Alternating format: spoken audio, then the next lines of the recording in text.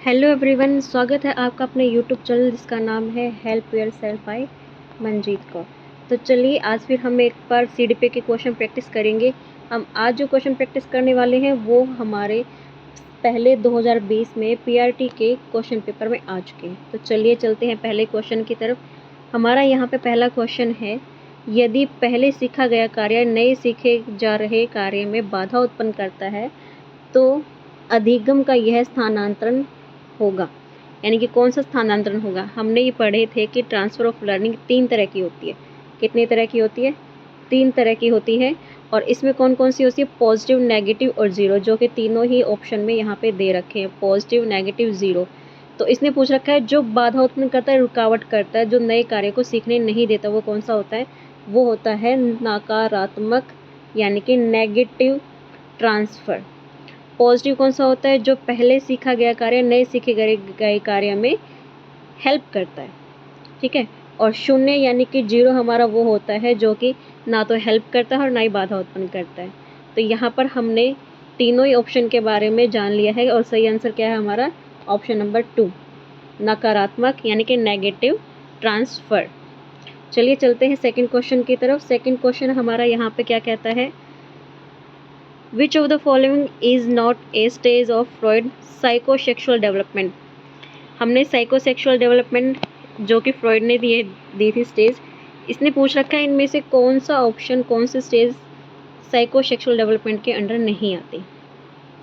सबसे पहले आप बताएंगे कि इसमें कितनी स्टेज होती हैं। इसकी इन्होंने जो दे रखी है टोटल स्टेज होते हैं 5 स्टेज हैं इनकी थ्योरी में, लेकिन यहाँ पे 4 ही ऑप्शन और 4 में से मैं बताने कौन कौन सी इसकी थ्योरी में नहीं है। इसने पूछ रखा नहीं।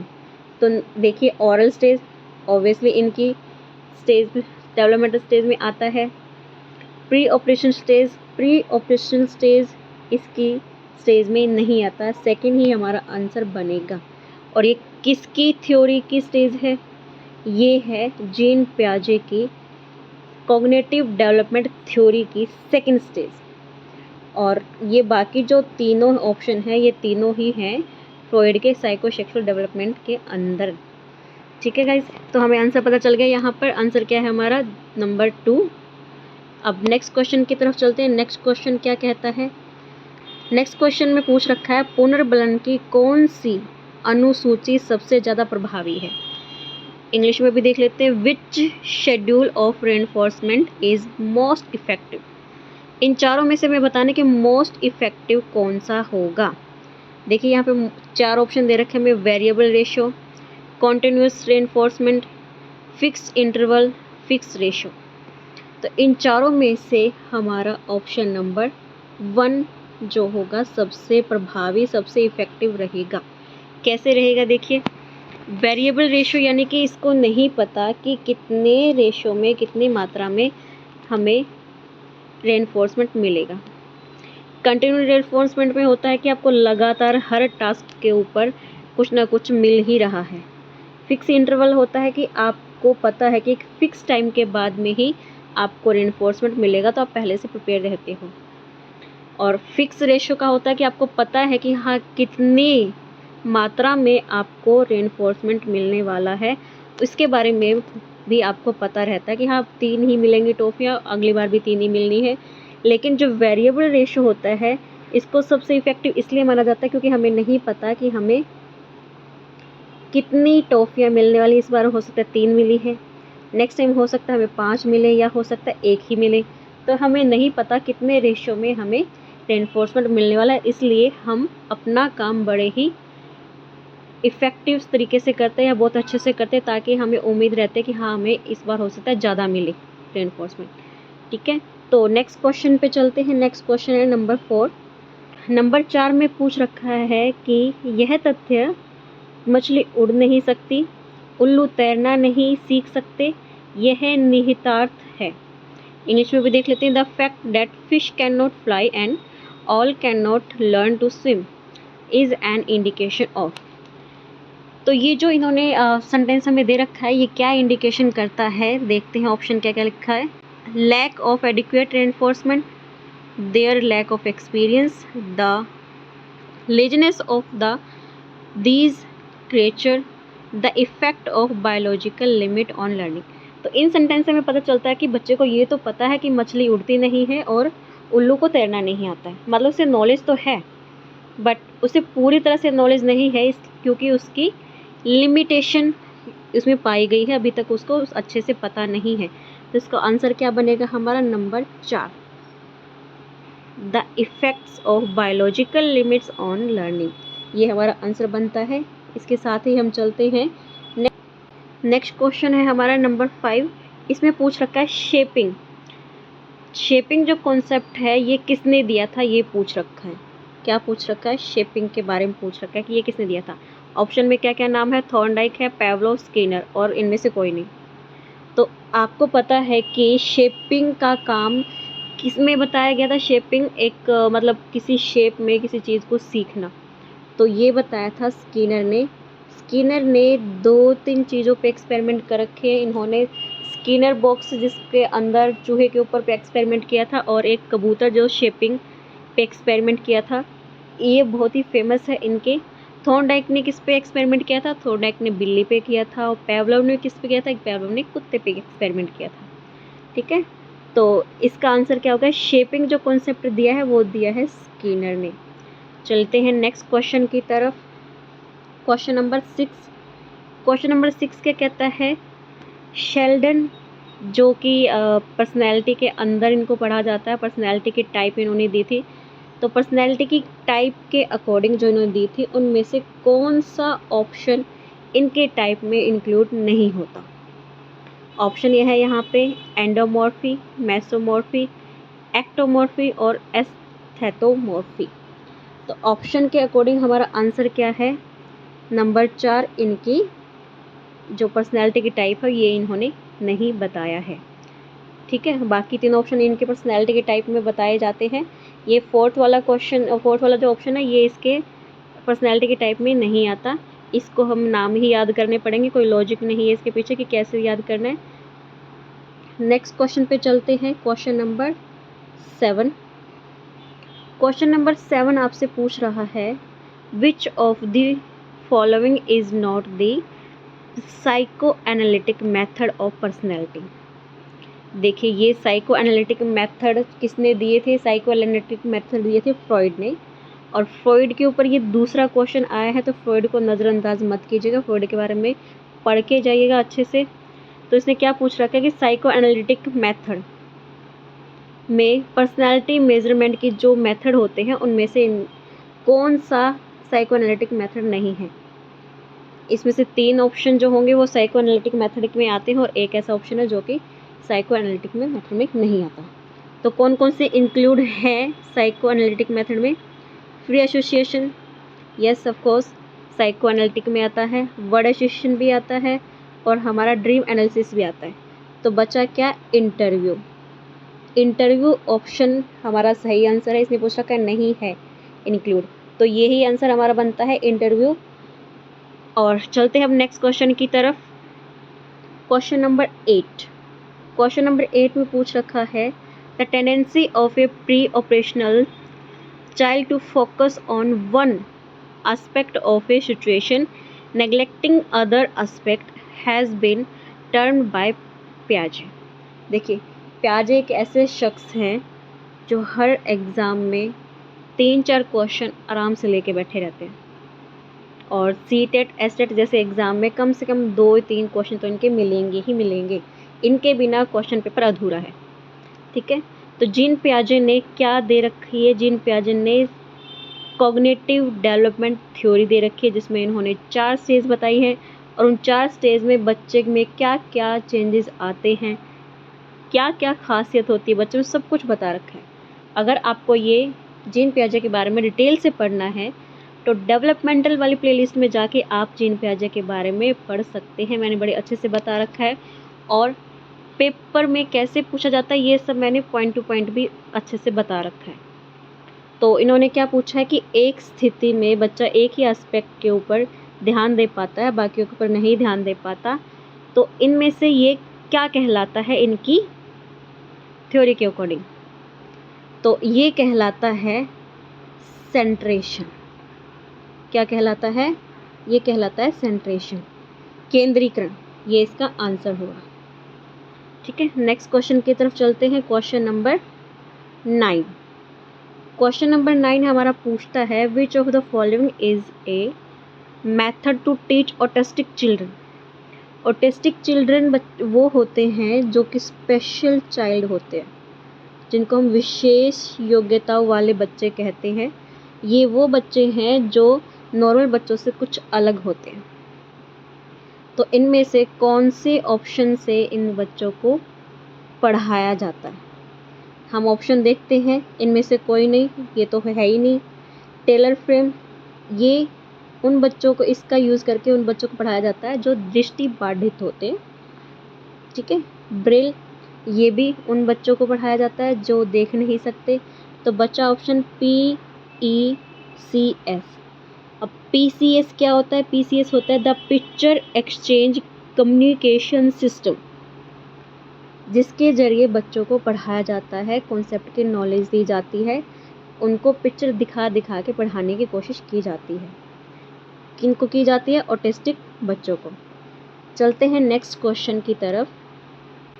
ये है हमारा क्वेश्चन नंबर 10।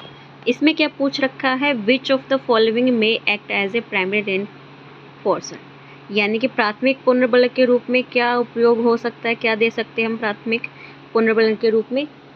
क्या प्रशंसा, एक बिस्किट, बहुत अच्छा कहना, या इनमें से कोई नहीं?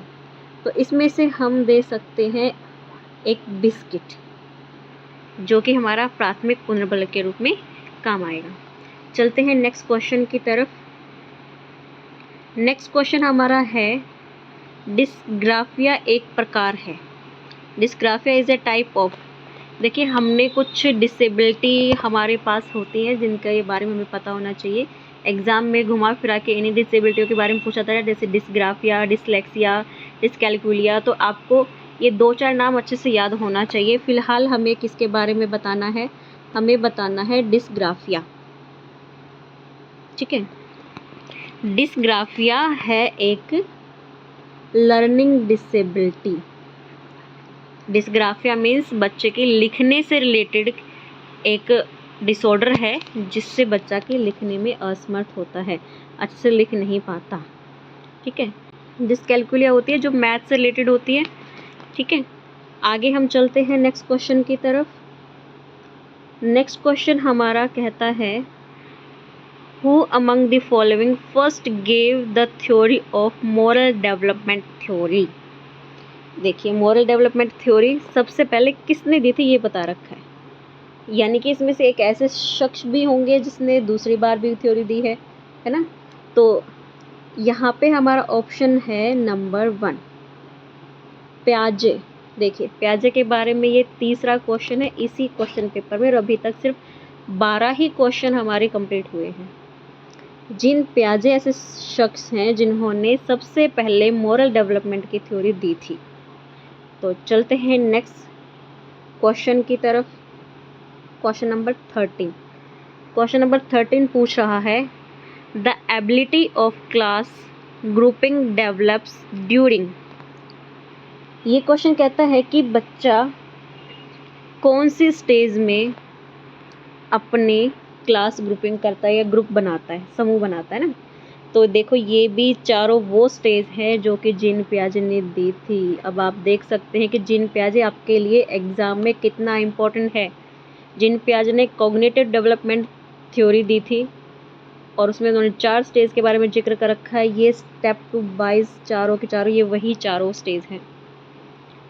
तो इसमें इसने पूछ रखा है कौन सी स्टेज में बच्चा ग्रुप बनाना शुरू करता है।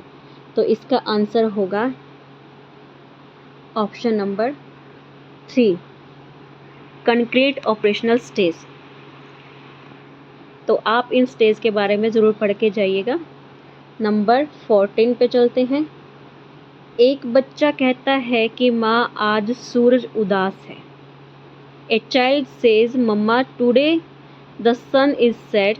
It indicates which of the following limitation of pre operational thoughts. देखिए, ये क्वेश्चन भी आपका जीन पियाजे से ही आया है, और इसमें क्या पूछ रखा है? बच्चा कह रहा है अपनी माँ से, माँ कि आज सूरज उदास है, तो इसमें पूर्व संक्रियात्मक चिंतन की किस सीमा की ओर संकेत किया गया है? अभी पीछे जो क्वेश्चन हमने देखा था, आपने देखा था कि इसमें 4 जो स्टेज हैं, देखिए second stage pre optional stage, ये जीन पियाजे की ही स्टेज है। तो इस स्टेज की ही इन्होंने एक खासियत पूछ रखी है कि किस तरह के चिंतन या थिंकिंग की तरफ इशारा करता है। तो इस आंसर होगा एनिमिज्म। एनिमिज्म होता है कि बच्चा इसमें समझता है कि जो भी चीज़ है उसके आसपास बेजान चीज़ें हैं या फिर जो बोल नहीं सकती, जैसे कि टेबल, चेयर, गिलास, फ्रिज, चांद, सूरज, ये सारे क्या हैं? सारे उस बच्चे की तरह ही हैं जो बोल भी सकते हैं, सांस भी लेते हैं, खाना भी खाते हैं। इसलिए इसको कहा जाता है एनिमिज्म। ये वो खासियत है जिसमें बच्चा समझता है कि सारी चीज़ें बच्चे के जैसी ही हैं उसके आसपास। तो चलिए नेक्स्ट और इस वीडियो का लास्ट क्वेश्चन एक बार देख लेते हैं। लास्ट क्वेश्चन हमारा 15 नंबर, ये भी है, सीधा सीधा नाम इन्होंने डाल रखा है यहाँ पे, पियाजे। According to cognitive development theory of पियाजे, in which of the following process children either modify or form a new schema based on new experience. देखिए ये क्वेश्चन भी आपका जीन पियाजे की थ्योरी से ही आया है, तो आप इसको छोड़ने की गलती ना कीजिएगा, आप इस जीन पियाजे के बारे में ज़रूर पढ़ के जाइएगा। इन्होंने क्या क्वेश्चन पूछा है एक बार हिंदी में भी देख लेते हैं। संज्ञानात्मक विकास के सिद्धांत के अनुसार निम्नलिखित में से किस प्रक्रिया में बच्चे अपने स्कीमा में संशोधन अथवा नए स्कीमा का निर्माण करते हैं? तो इसमें देखिए कि आपको ऑप्शन दे रखे हैं एसिमिलेशन यानी कि आत्मसातीकरण, अकोमोडेशन, समंजसन और इंटरलाइजेशन और कंडीशनिंग। कंडीशनिंग आपको पता है कि कंडीशनिंग जीन पियाजे का टर्म नहीं है, ये है पेवलोव ने जो कंडीशन थ्योरी दी थी, ये पेवलोव का वर्ड है। फिर आप देखिए यहाँ पे एकोमोडेशन और एसिमिलेशन। एकोमोडेशन एसिमिलेशन में फ़र्क यहाँ पे बच्चे बहुत कंफ्यूज हो जाते हैं, तो मैं आपको एक बार फिर से बता देती हूँ कि एकोमोडेशन क्या होता है और एसिमिलेशन क्या होता है। तो देखिए चलते हैं। एसिमिलेशन होता है कि प्रीवियस नॉलेज, ठीक है, प्रीवियस नॉलेज होगी, इंफॉर्मेशन हो गया, या फिर आपके पास कोई भी न्यूज़ है, कुछ भी है, एनीथिंग।